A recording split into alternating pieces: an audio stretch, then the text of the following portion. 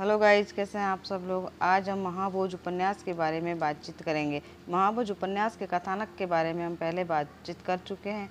आज हम महाभोज उपन्यास की समीक्षा के बारे में बातचीत करेंगे। इसके बिंदु इस प्रकार है। महाभोज उपन्यास की कथासार, महाभोज उपन्यास का उद्देश्य, महाभोज उपन्यास में अपराध का राजनीतिकरण। महाभोज उपन्यास मनु भंडारी जी द्वारा लिखा गया एक प्रसिद्ध उपन्यास है। महाभोज उपन्यास का प्रकाशन सन 1979 में हुआ। उपन्यास में अपराध और राजनीति के गठजोड़ को बहुत ही यथार्थवादी दृष्टि से दिखाया गया है। मनोवैज्ञानिक विषयों को अत्यंत सूक्ष्मता से पाठकों के समक्ष रखने के लिए विख्यात मनु भंडारी जी नवलेखन के दौर से जुड़ी हैं। महाभोज उपन्यास का कथासार। महाभोज का कथानक चरोहा नामक गांव और उसके निवासी विशेषर की आकस्मिक मौत की घटना के इर्द गिर्द रचा गया है। गांव में एक महीना पहले कुछ हरिजनों को जिंदा जला दिया गया था। आगजनी की घटना का प्रभाव अभी ठंडा ही नहीं हुआ था और ऐसे में बिस्सू की इस तरह संदिग्ध मौत ने राजनीतिक गलियारों में उथल पुथल मचा दी। इस स्थिति से विभिन्न चेहरों से किस तरह लाभ उठाने की कोशिश की हमारे समाज में राजनीति, नौकरशाही और मीडिया से मिलकर किसी भी घटना को अपनी सहूलियत के अनुसार रंग देकर पेश करती है तथा किस तरह संवेदनशील मामलों को भी निजी स्वार्थ के लिए इस्तेमाल करती है, यही इस उपन्यास की मुख्य कथा वस्तु है। महाभोज उपन्यास की समीक्षा। मनु भंडारी जी की ख्याति मुख्यतः मानव मन की सूक्ष्म तहों को टटोलने के लिए है।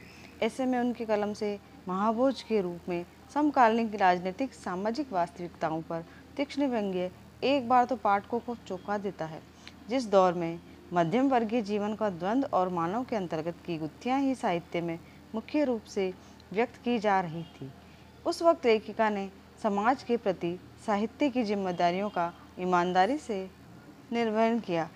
इस विषय में मनु जी ने प्रस्तावना में कहा है कि जब घर में आग लगी हो तो सिर्फ अपने अंतर जगत में बने रहना या उसी का प्रकाशन करना क्या खुद ही अप्रासंगिक, हास्यास्पद और किसी हद तक अश्लील नहीं होने लगता।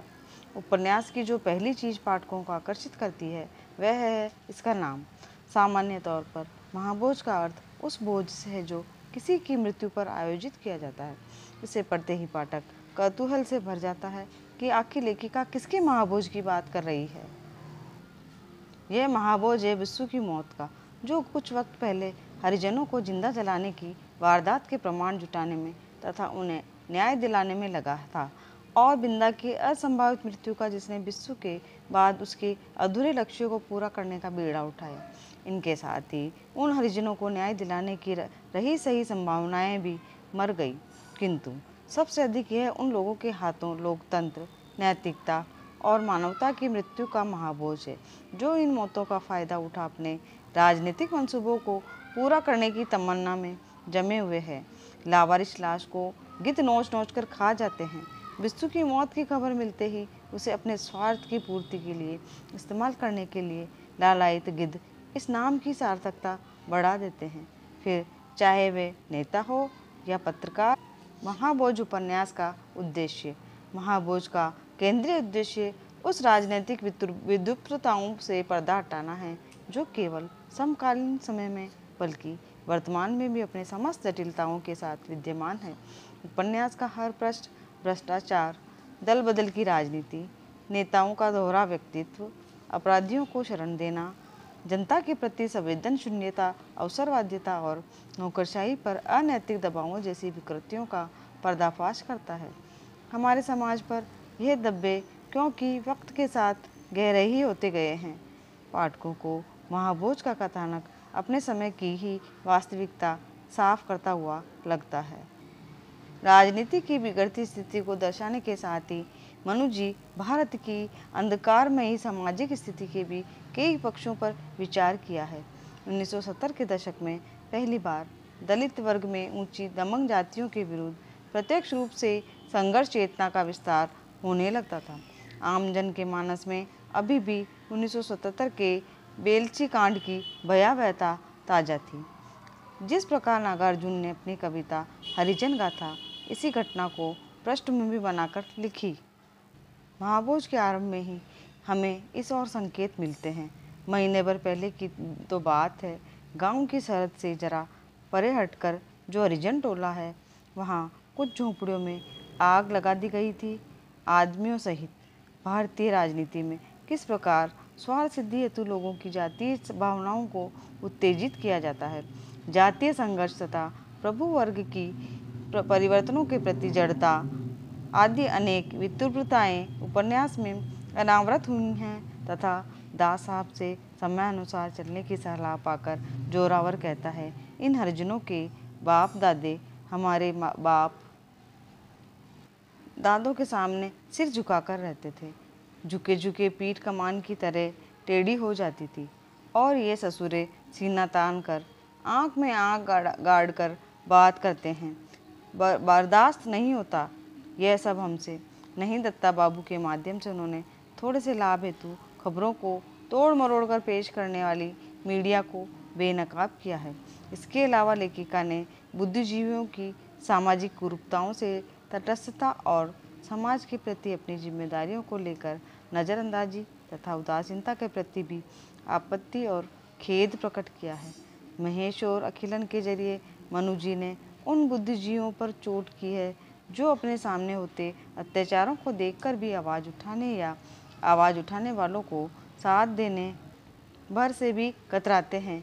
बौद्धिक और साधन संपन्न वर्ग भी धीरे धीरे इतना संवेदनशील होता जा रहा है कि बड़ी से बड़ी घटना भी इन्हें क्षणिक क्षोभ व्यक्त करने से अधिक विचलित नहीं करती। क्रूर से क्रूर ज्यादतियाँ उनके लिए सामान्य बनती जा रही हैं, जिन पर वह एक टिप्पणी भर कर देने के सिवा कुछ नहीं करते। किसी ने सवेरे कुमारी में अंगड़ाई लेते हुए तो किसी ने चाय की चुस्की के साथ पड़ा देखा। देखते ही चेहरे पर विषाद की गहरी छाया उतर गई। चाय का घूंट भी कड़वा हो गया। शायद ढेर सारी सहानुभूति और दुख में लिपट कर निकला। ओहो हॉरिबल, सिंपली इनफ्यूमन। कब तक यह सब और चलता रहेगा। तत्तः और पन्ना पलट गया। थोड़ी देर बाद गांव वालों की जिंदगी की तरह अखबार की भी रद्दी के ढेर में जा पड़ा। महाभोज उपन्यास में अपराध का राजनीतिकरण। राहत की बात यह है कि हमारे आसपास अपनी जड़ें मजबूत करती जा रही सामाजिक राजनीतिक विद्रूपताओं को पूरी नग्नता के साथ पाठकों के सामने पेश करने तथा इस स्थिति से साफ तौर पर व्यतीत होने के बावजूद भी मनु जी ने समस्या के समाधान की ओर भी संकेत किया है। स्थिति चाहे जितनी भी खराब क्यों ना हो, उसे बदलने की चिंगारी समाज में कहीं ना कहीं मौजूद रहती है। यही कारण है कि उपन्यास का अंत भले ही अनेक गिद्धों द्वारा विश्व और लोकतंत्र की मौत के महाभोज पर हुआ हो, आखिरी पंक्तियों में इस बदसूरत स्थिति को बदल देने की चेष्टा और उम्मीद साफ दिखती है। विश्व की हत्या और बिंदा की झूठे